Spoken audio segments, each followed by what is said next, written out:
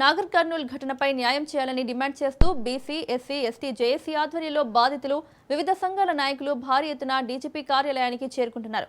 సుందరయ్య విజ్ఞాన కేంద్రం నుంచి ప్రారంభమైన ర్యాలీ డీజీపీ కార్యాలయం వరకు రాగానే పోలీసులు వారిని అడ్డుకున్నారు. ప్రభుత్వం వెంటనే స్పందించి బాధితులకు న్యాయం చేయాలంటూ డిమాండ్ చేస్తున్నారు. బాధ్యులపై ఎస్సీ, ఎస్టీ అట్రాసిటీ కేసులు నమోదు చేసి అరెస్టులు చేయాలని డిమాండ్ చేశారు. దీనిపై మరింత సమాచారం మా ప్రతినిధి ప్రవీణ్ అందిస్తారు.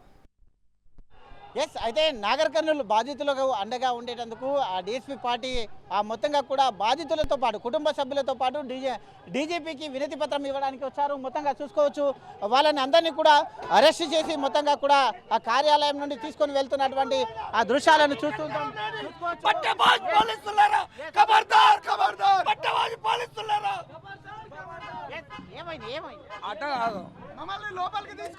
ఇప్పుడు అక్కడ చెప్పిన మాట ఏంది, ఒక మాట బాబు అక్కడ చెప్పింది ఏంది, ఇక్కడ దాకా బస్సు ఎక్కించుకొని తీసుకొని వచ్చుడేంది, వీడికి వచ్చినాక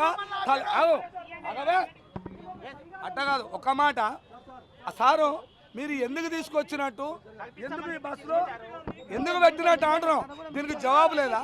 మేమేమన్నా రౌడీలమా, గుండాలమా, దేనికోసం ఆపుతున్నా అంటున్నా, తలుపులు ఎందుకు పెడతారా అంటున్నా, సమాధానం లేదా? కుల సంఘాల నాయకులం వచ్చినాం, వారికి బాధ్యత కుటుంబానికి మద్దతుగా రాజ్యాంగపరంగా మద్దతు ఇవ్వాలి లేదా?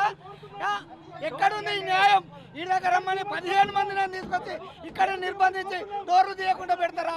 ఇదెక్కడి దమన నీతి, ఇదెక్కడి పరిపాలన? పోలీసులు చూసుకోవచ్చు, మొత్తంగా కూడా పోలీసులు వాళ్ళని అరెస్ట్ చేస్తున్నటువంటి దృశ్యాలను చూస్తున్నాం.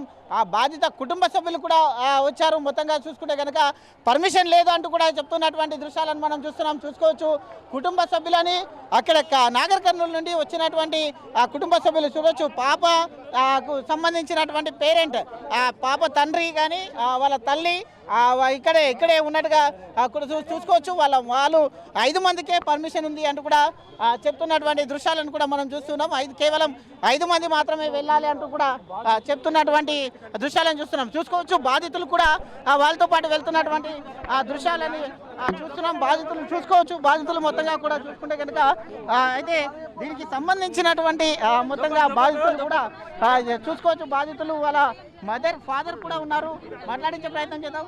బ్రదర్, డీజీపీ దగ్గరికి వెళ్తున్నారు, ఏమంటారు? పోలీసులు మొత్తంగా కూడా చూసుకుంటే కనుక ఆ రోజు పాపనే లేదంటున్నారు.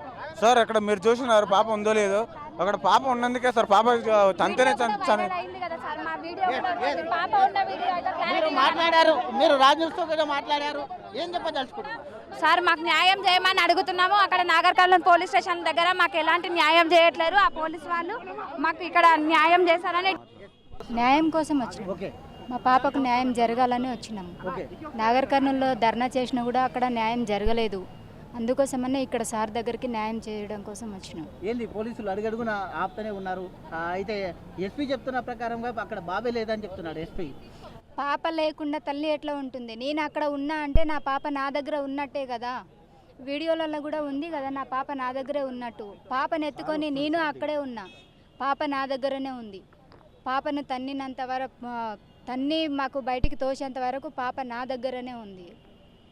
ఎట్లా, ఎన్ని గంటలకు అయింది సంఘటన? ఎట్లా సార్ 5:30 నుంచి కొడితే 8:30-9 అయింది సార్. 7-8 మధ్య పాపని తంతే మళ్ళీ వచ్చాను జరిగింది సార్. ఓకే, అప్పుడు మీరు ఉన్నారు, అక్కడే ఉన్నారు సంఘటన? నన్ను ఆ రూమ్ లేసి కొడుతూనే ఉన్నారు సార్, నన్ను మా అమ్మని. మమ్మల్ని లోపల కనబడకుండా ఎంత 30-40 మంది మా ఇద్దరిని కొడుతారు, బయట వీళ్ళని కొడుతారు, మా అమ్మని, సారీ మా అక్కని, మా భార్యని. ఇక్కడ వీళ్ళిద్దరిని కొడుతారు, అక్కడనేమో మా ఇద్దరిని కొడుతారు. ఇంతమంది అక్కడ ఎట్లా అంటే ఏదైనా దొరికి ఇష్టం, ఇంకా వాళ్ళదంతే. ఏదైనా దొరికితే ఇంకా వాళ్ళ ఇష్టం వచ్చిన కొట్టాలి, ఇంకంతే. ఇప్పటి వరకు 4 అని చెప్తున్నారు, 5 మంది అని చెప్తున్నారు, 3 అని చెప్తున్నారు. వాళ్ళు అరెస్ట్ అయ్యిరా లేదా కూడా మాకు తెలియదు, మేము చూడలేదు. మాకు అరెస్ట్ అయ్యిరా అని కూడా మాకు నమ్మకం లేదు.